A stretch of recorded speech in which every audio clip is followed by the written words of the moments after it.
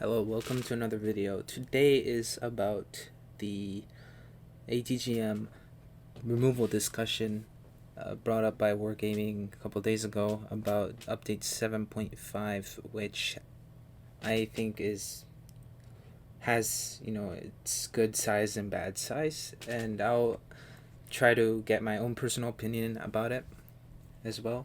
So first of all, I think that the removal of the ATGMs is good for the community because they have been constantly asking for it to the point that it's actually quite annoying.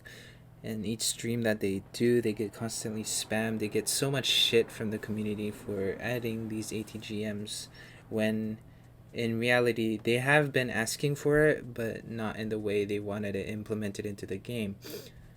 But giving wargaming so much of this hatred because adding this mechanic, albeit hard to hard to counter. Well, it does require immense amount of skill to actually harness the power of being able to fire ATGMs over cover and actually hitting the target, damaging it.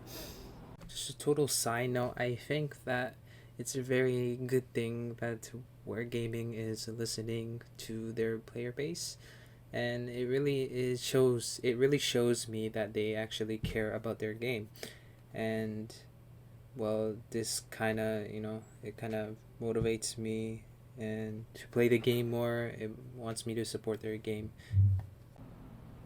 The good part is that people will stop complaining about it, and hopefully that people can start going their own way. The bad thing is that the people who bought the Sheridan just because of the ATGMs that they hold is now gonna probably complain, and I already can foretell this.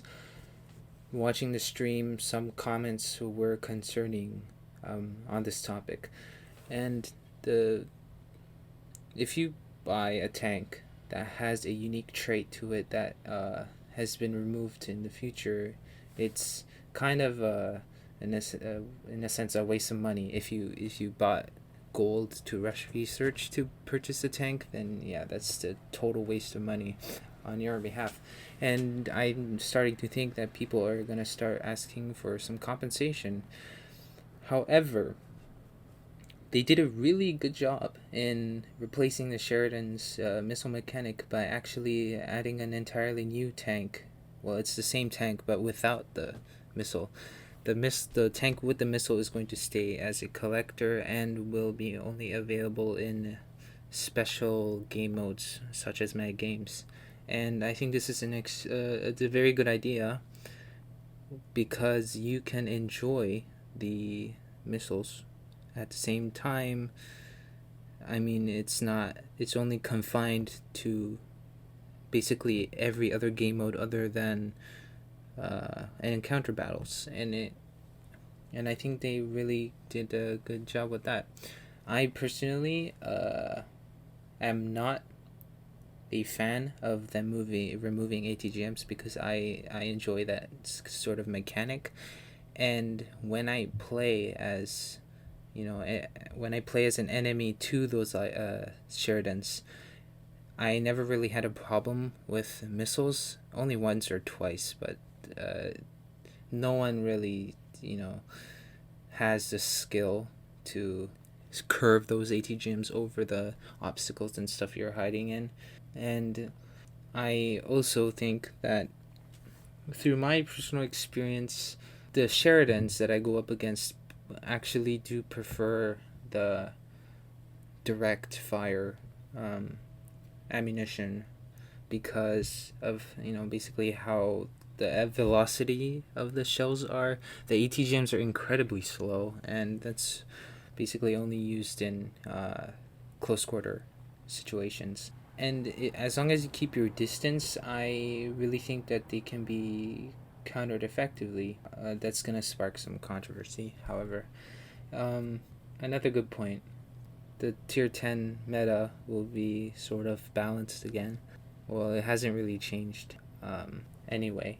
However, you'll see less and less Sheridans being used. However, the new Sheridan talking about the new Sheridan, the Sheridan has very nice penetration, like 326 on the heat round, which it is receiving, and I think there's a 326 is solid for a, well, not for a premium round, but just in general, around a 152 millimeter round. It is nice penetration. It can most certainly penetrate heavy tanks at, once you're in late game and there are only heavy tanks on the enemy team, or heavily armored tanks, and you can't do anything. The heat rounds can save you. Thank you for listening to this short talk, and yes, I'll see you next time.